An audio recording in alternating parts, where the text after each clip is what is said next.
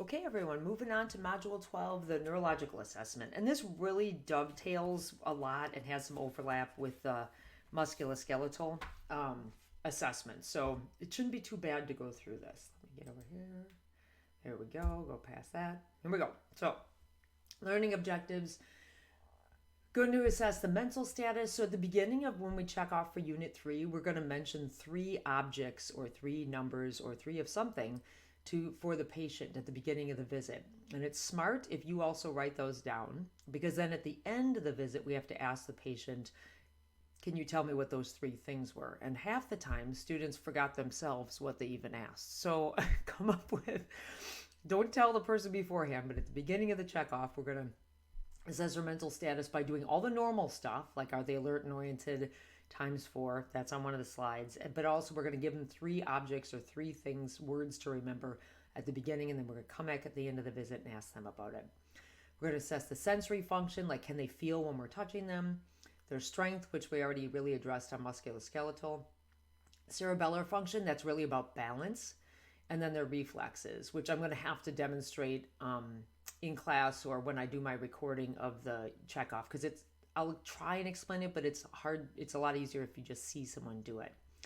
And then modifying it again, if we have elderly or children, how would we expect things to be different? We're going to document and then notice when things are different than the norm. And remember, I mentioned in every single chapter you have, there are tables that say, here's what normal looks like. Here's a deviation from the norm. And that's critical when nursing to understand what's normal and what's not normal. So make sure you're using your book as that resource to really go through understanding normal from abnormal. So just whipping through a little biology here, or I'm sorry, anatomy and physiology. Excuse me. The central nervous system and the peripheral nervous system. Central nervous system is your brain, cerebellum, and spinal cord. And the peripheral nervous system is motor nerves, sensory nerves, and cranial nerves. So that's like, everything else away from the head and spine. Motor nerves are also known as efferent nerves. Start Effferent. They take messages from the brain and move them away out to the periphery. And the way I remember that is like, if I touch a stove and now I'm going to pull my finger off because it's burning, I go, ee, like I'm screaming. An efferent motor. I'm motoring out of there. So I'm pulling something away. The message is getting from my brain to the periphery to say, hey, get your hand off the stove. And then sensory, the other word for sensory nerves is afferent or afferent. It starts with the letter A. And its job, those nerves' jobs are to bring messages to the brain or central nervous system. And then it talks about all the nerves, which we will go through.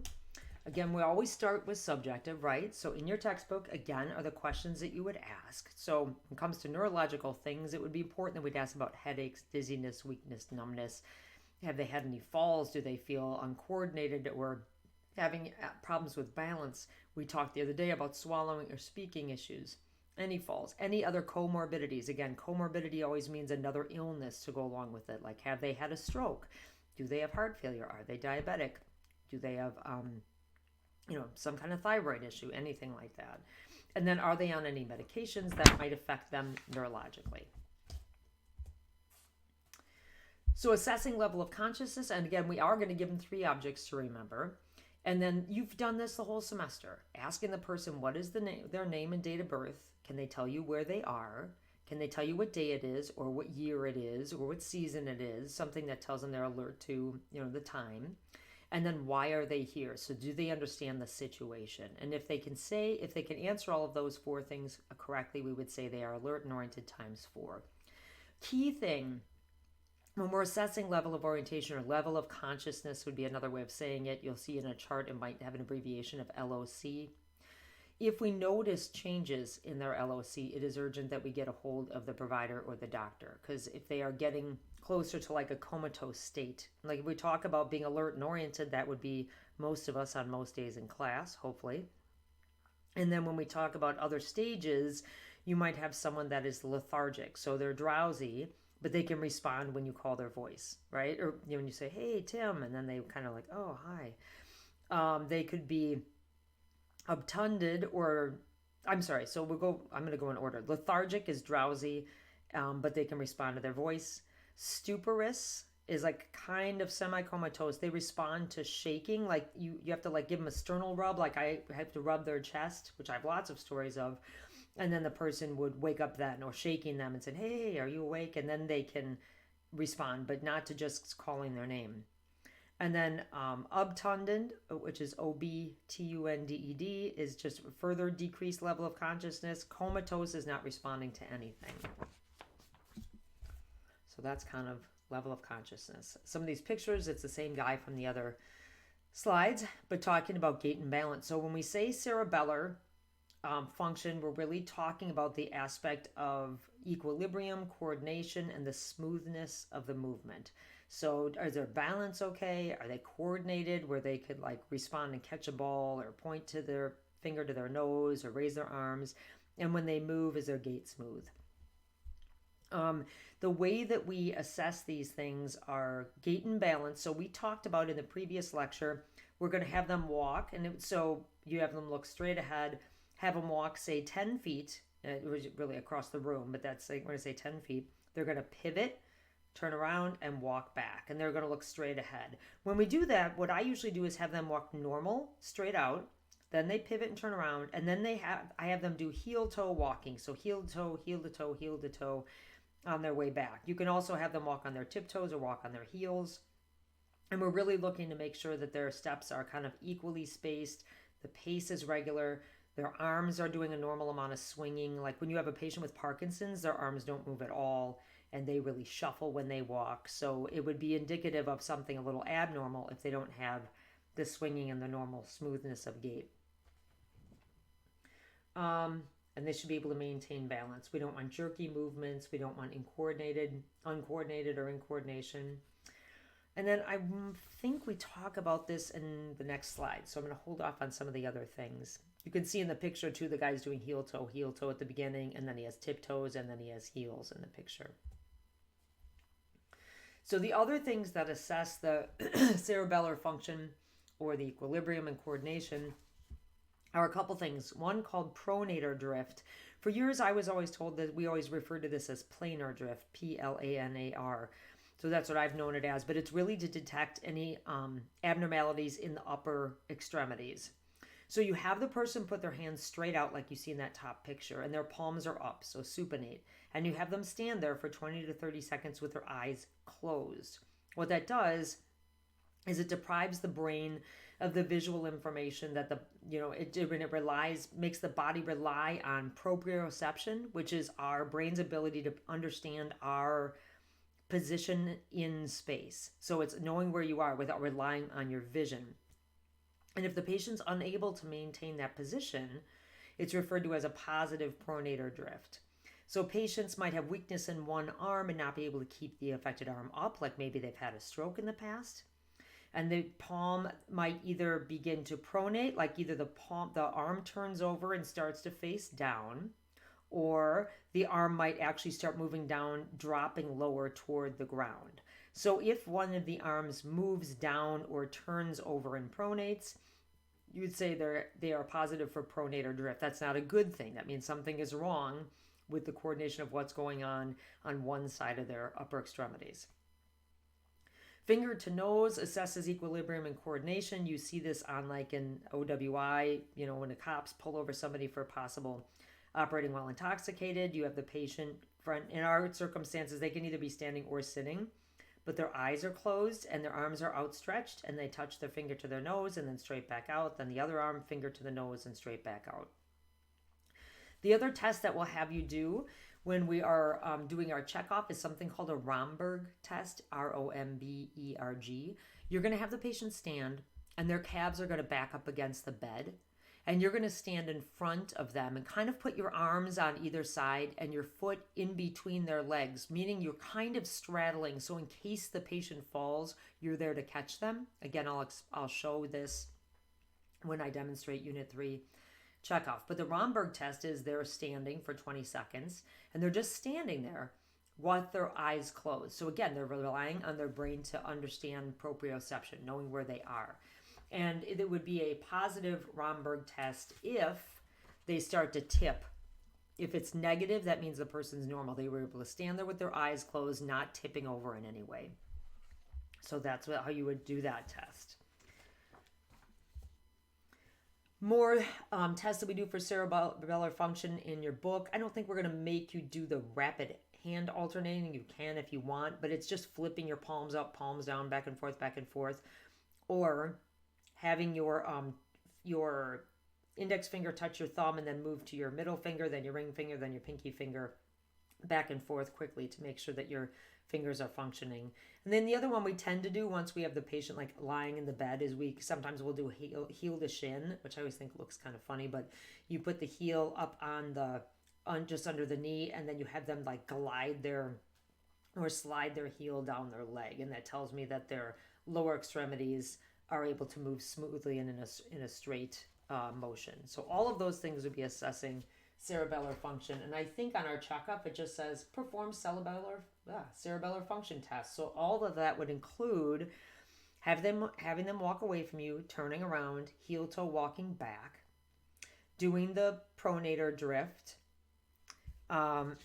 with their arms, doing finger to nose, having them flip their hands back and forth, doing heel to shin, and then having them do the Romberg test, which would be standing right by the side of the bed with their eyes closed, making sure that they are not tipping over. Those would all be included under, I think it's one of the numbers shortly under the musculoskeletal portion of the Unit 2 checkoff. Excuse me. I want to make sure you are understanding a couple of different scales that we use in the clinical setting that have to do with assessing neurological status. First is the Glasgow Coma Scale. That picture is listed here. It looks a little kooky with those eyes like that. But this is a scale that is used to determine a patient's level of consciousness when there's ever a head injury or a cerebrovascular accident, which means a stroke. So that first section talks about how are their eyes looking? Are their eyes opening spontaneously? Do they only open their eyes to speech? Do they only open their eyes when you're like poking them, having pain, or do they have no response at all? And then you give them that number. Verbal response, the higher number, are they alert and oriented in a normal way? And then it goes from best to worst. Are they confused? Are they not using appropriate words? Are they garbly speech, or do they have no response at all? And then finally, their motor response. Can they obey commands when I have them, walk? Can they move only when they are only like pulling away when you touch them and it's painful? Flex and withdraw to pain. Abnormal flexion, meaning that's really like with brain injury. You will see patients that have their arms straight down and either curled out or arms curled in toward their chest.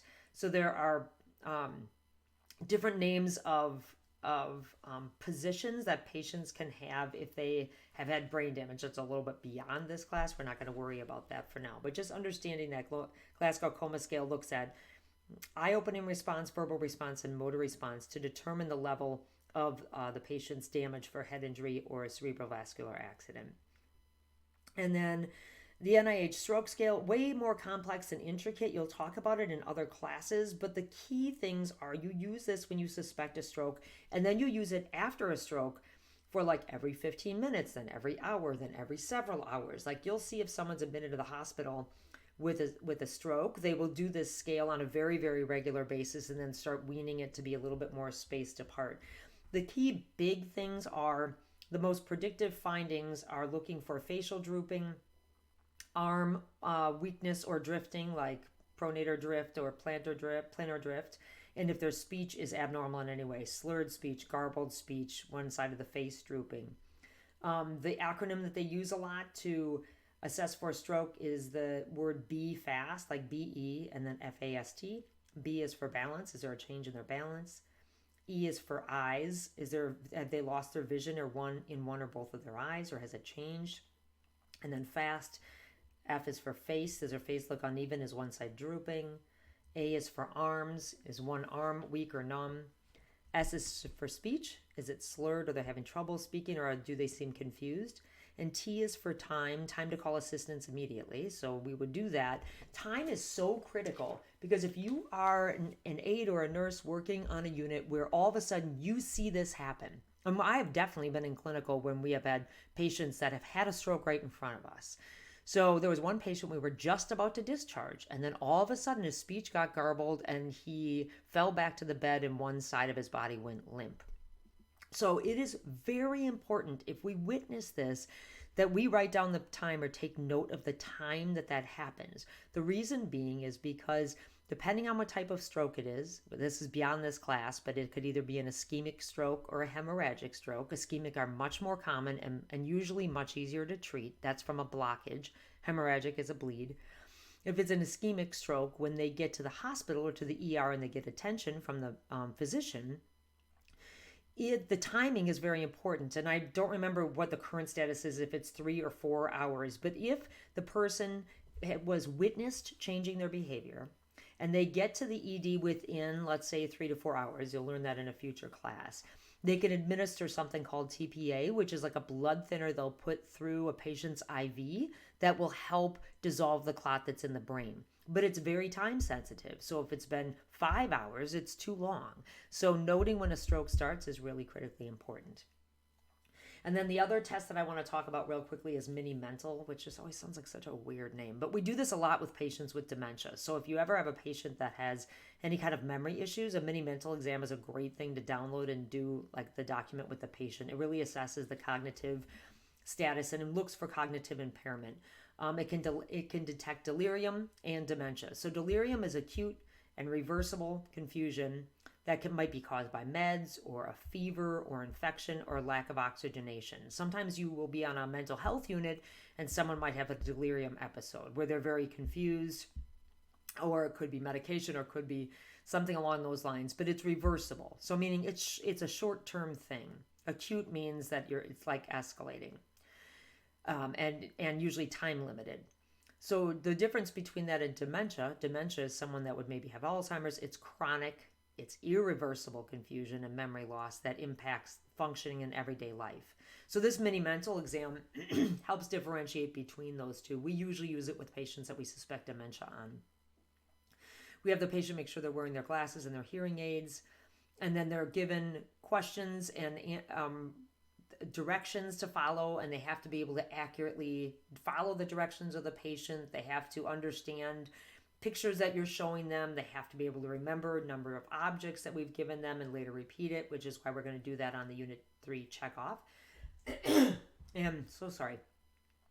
And so anyway, just understanding that a mini mental would be used in that situation mostly for assessing dementia. When we talk about palpation, it goes hand in hand again with neuro, with muscular. So if the arms can move and the legs can move, obviously the nerves that innervate or make those muscles work would also be working properly. So that really is going to reference the previous section. Sensory function, cranial nerves, and reflexes are about what we are going to discuss as far as palpation next. So sensory function is, can the person, without having their eyes open, recognize several things? So when we say cortical processing, the other word for that is stereognosis. That means, can I, without looking at something, feel just by the touch a familiar object? Meaning, if I would put a paper clip in somebody's hand, or maybe a key in somebody's hand, would they be able to tell me just from tactile stimulus, just from feeling it with their eyes closed, what that object is and name it? So that means they have their cortical processing is working right, and their stereognosis is, everything is healthy. And then sensory response is, we would either trace letters on the skin, and they would tell us what the letter is, or what we really do, that would be called graphesthesia, which is GRAPHESTHESIA. So it's saying when you write a letter on the skin, if I draw the number 5 on your arm, you'd be able to tell it's the number 5 just by feeling that letter or number.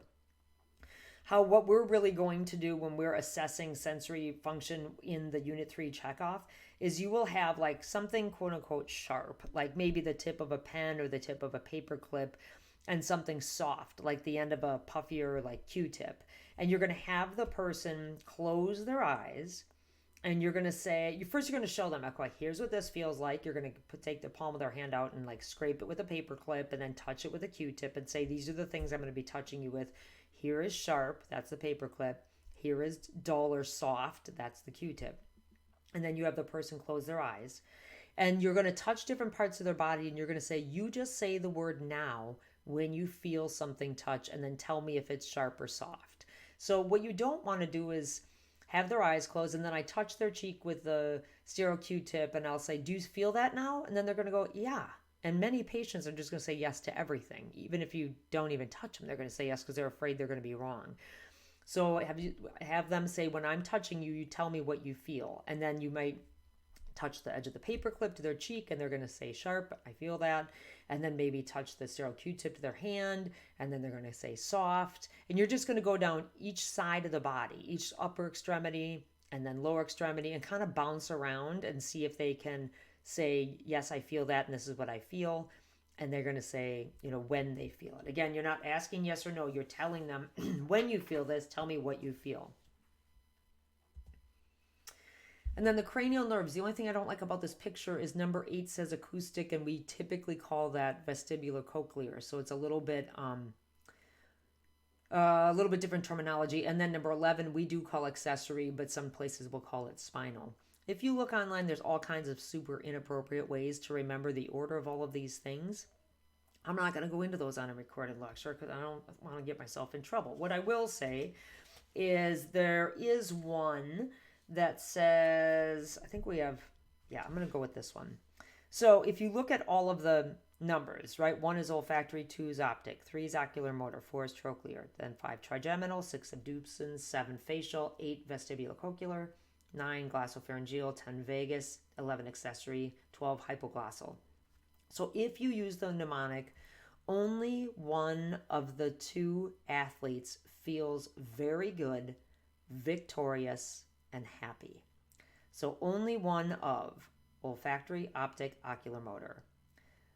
The 2 athletes, trochlear, trigeminal, abducens, feel very good. Facial, vestibulocochlear, glossopharyngeal. Victorious and happy. Vagus, accessory, hypoglossal.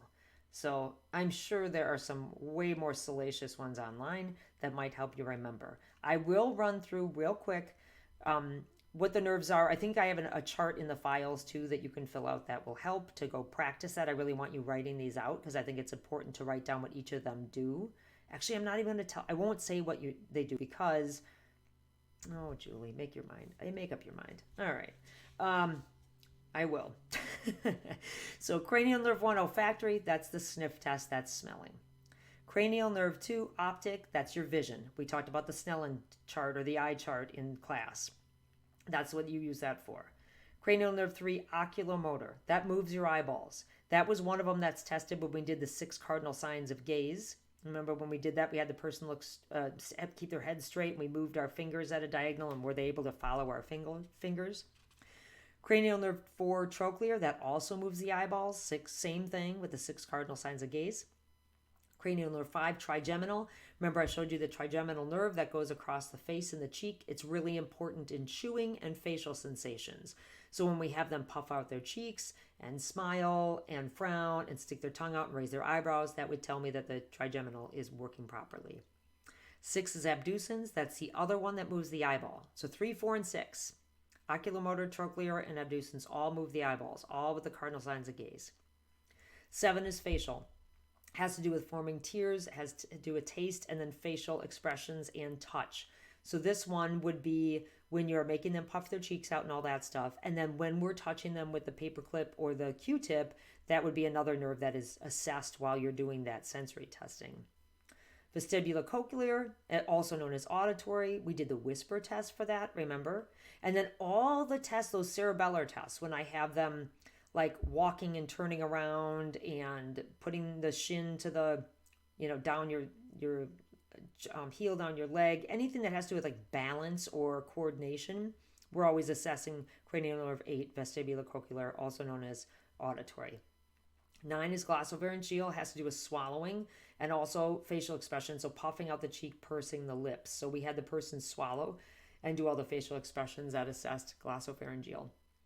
Cranial nerve, you know what else we did? We had them stick their tongue out and put a tongue depressor down and have them say ah. That would be testing the glossopharyngeal as well.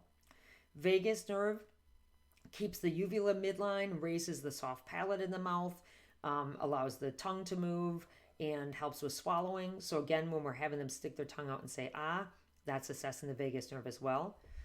Accessory nerves, we talked about, has very similar to accessory muscles. Everything's in the head and the shoulders. We talked about when patients had trouble breathing, they use their accessory muscles. So the accessory nerves are the things that move those muscles. So when I'm having the person press against my head or press against my shoulders to raise their shoulders, we're checking the number 11 accessory nerve. And then finally, number 12, hypoglossal, that moves the tongue and has to do with swallowing and speech. So again, having them stick the tongue out, move the tongue side to side, curl it up, anything like that would be assessing the hypoglossal nerve. So the ones that tend to go together when you have them stick out their tongue and say ah, that's 9, 10, and 12, glossopharyngeal, vagus, and hypoglossal.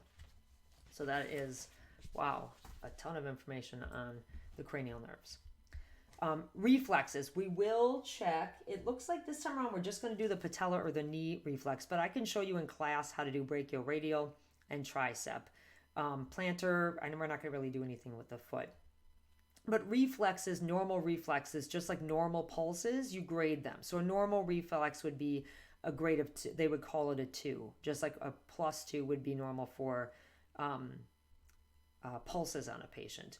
So I will show you in class or show on the video how we're going to do this. The key thing with the patellar reflex, which is the one we're going to do, what you really works well to do is you will have the person like put their hands together like they're going to blink and grant a wish and they're a genie. Does that make sense? Or a praying position, and have them either push their hands together in front of them or grip their hands and pull their hands apart.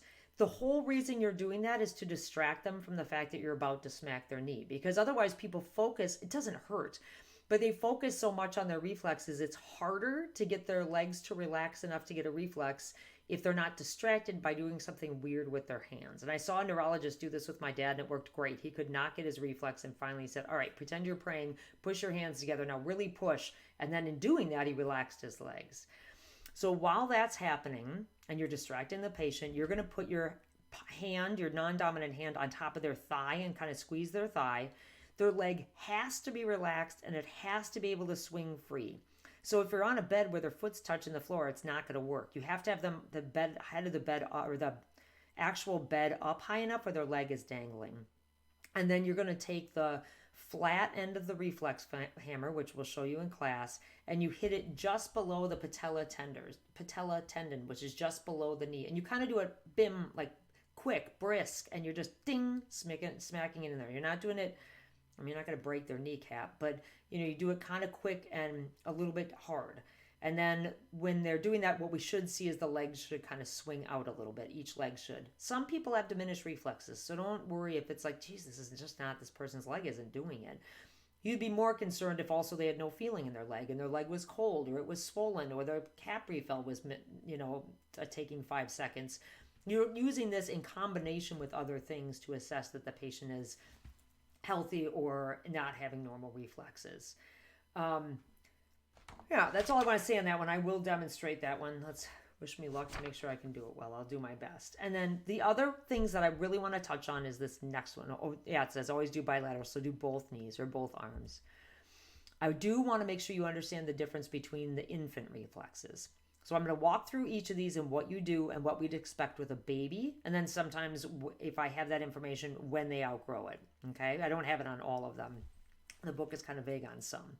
So understanding that newborn, when their babies are newborns, it is normal to have a positive sucking response, rooting response, palmar grasp response, plantar grasp response, which is Babinski's. Yep. And then a Neuro response in tonic-clonic. So all these on here are normal for newborn babies, and then they tend to outgrow them. The sucking response, and you'll see babies like root around when they're hungry. They start moving their mouth like toward the mom because they instinctively know that sucking, for breastfeeding, is what they're going to want to do. So you'll see that they tend to, it's just simply that they're sucking. Sometimes they're sucking on their fingers. They're sucking on the roof. anything that touches the roof of their mouth. It's a natural way that they do that. So that's just observing that. The Babinskis, what do I want to say about Babinskis? That's always a fun one. I'm not even going to get into it. I'll tell you guys later. But when you stroke the sole of the foot, so I take my finger or like the back end of the reflex hammer and I drag it down the sole, the bottom of a baby's foot. The big toe on a baby moves up and out and toward the top surface of the foot. The other toes all fan out. Like when you get older and in an adult, if they had normal function on the legs, now you won't see this, like if somebody's had some brain damage, they may still have a positive Babinski reflex, but a normal response with an adult is the toes would curl down, not out. But positive Babinski would be normal for a baby. And again, when you stroke the bottom of the foot, the toes will fan up and out. The big toe will be up and then all the toes will spread out. Palmar grasp is when you put your finger in a baby's hand, they will involuntarily just flex and grab around that. So flexion of the fingers would be like gripping your fist together. So anytime you put a finger in or an object in the baby's hand, they will grab it. That's palmar grasp. Walking step is if you're holding the baby like under, they've got to be old enough to have their head up. You wouldn't do this to a newborn, but like let's say they're 6 months old or something. If you hold them up and put your arms under their armpits, their legs start to try and walk. They start like moving their legs as if they can walk, even if they don't have the strength to do that. So that would be normal walking step reflex. Rooting reflex is that you take your finger gently and you stroke along the baby's cheek, and the baby will turn his head toward that area and open their mouth to follow, like they're rooting and trying. Wherever direction you were stroking on, they'll pull their face that way and open their mouth that way because they think that that's like starting to be like feeding, I guess would be the simplest way to say that. So stroke the side of the mouth like on that cheek, and then they'll move toward that area. The Neuro reflex, again, normal in infants, it starts when they are startled. Like if you'd walk into a room or a dog barks and the baby's in the crib. When they become startled, they do what's called the Neuro reflex. Their arms will fling out sideways and the palms will be up and the thumbs will be flexed. So the palms are out and the thumbs will, you can see it in the picture, the thumbs will be flexed. So they just kind of fling or like startle. So when they're startled, their whole body moves like that. Palms up, thumbs flexed. And then tonic clonic, again, normal in infants. That's when a baby's head is turned to one side and the arm on that side stretches straight out and the opposite arm bends up at the elbow. They actually call that the fencing position. Like if you think of somebody doing like fencing in the Olympics. So you can see with this baby, the baby is facing toward the extended arm and then the other arm is pulled up to the head where it's like bent at 90 degrees. And that is very normal until the baby is about 5 to 7 months old. So those are just important things to know about reflexes in pediatric or infant newborns that you would not normally see. The Babinski one, we do check that in adults if you have a comatose patient. But normally those all go away with normal growth and development with an infant. Sorry, guys. I don't know how long that timed out for. Yikesies. So patient denies. Oh, let me go back, though, because I'm sorry that timed out for a second. So I just want to make sure you're seeing all these things. I was not looking at the screen. I was looking out the window when I was talking. So hopefully you guys will have seen most of that, the pictures in these slides. I hope it wasn't black for too long on there. But last one. Okay, this is long, but this will give an example of what you'd be documenting. Again, you're going to start with talking about what the subjective data was. The patient denies all these things. We don't say patient's normal. Patient denies all these things. That means you asked all those things. Headaches, dizziness, changes in vision, numbness, blah, blah, blah. Everything you can read. Then you're going to tell us their level of functioning with ADLs. Can they dress themselves? Do they look well groomed? Do they have proper hygiene? This is key if you work in a clinic. Because a lot of times you'll have people come in that are like in the early stages of dementia or have mental health problems, and they're not dressed appropriately for the season. It looks like they haven't bathed in a long time. You might be suspecting some type of abuse at home. So it's important to note those things and document. Do they look appropriate? Is their hair combed? Do they have clothes on that are proper for the season? Are those clothes clean? Are they well groomed? Stating if they're cooperative and that they can follow instruction. That tells me that they're cognitively understanding and aware. How's their speech sound? How do their facial expressions look? Is everything symmetrical? You might score a Glasgow scale. You talk about their gait. So when you're documenting for Unit 3 on when you're watching the person walk across the floor and come back, how is their gait? Is it coordinated? Is it smooth? Or is their body erect with good balance? The other things we talked about previously when we talked about eyes, ears, that kind of stuff, right? Perla, we put Perla present. So pupils equal, round, reactive to light, and accommodating. The pupil size, we'd also document. Normal is usually between 3 and 5 millimeters. Sensations are intact in all extremities to light touch. What that means is when I touch them with the paper clip or the Q-tip, they were able to tell me where, that they were feeling it. The cranial nerves are intact times 12. So we assessed all the nerves and they're all intact. No deficits demonstrating a mental. We won't do that for Unit 3, but that it might be appropriate in the clinical setting. We will be assessing the strength. So we would put upper and lower extremity strength, and hand grasps are 5 out of 5. And I would put, and then I like what it says in here, equal with full resistance bilaterally. It clearly saying each arm and each leg and each foot and each hand all are working appropriately. The patient is able to follow commands. Cerebellar function is intact as demonstrated through alternating hand or finger to nose. And then the Romberg test and the pronator test are both negative. Again, that is the Romberg is standing with their legs, back of their calves against the bed with their eyes closed. Pronator drift would be negative if you have your hands straight out and they're able to keep them straight out with their eyes closed. Balance is stable during heel to toe. They tolerated it without difficulty. So again, we're never copying what's on here, but this should give you an idea of how you're documenting those things. And that's about it. We'll follow the checkoff. I will make a video for Unit 3, and that's all we got, guys. Thanks.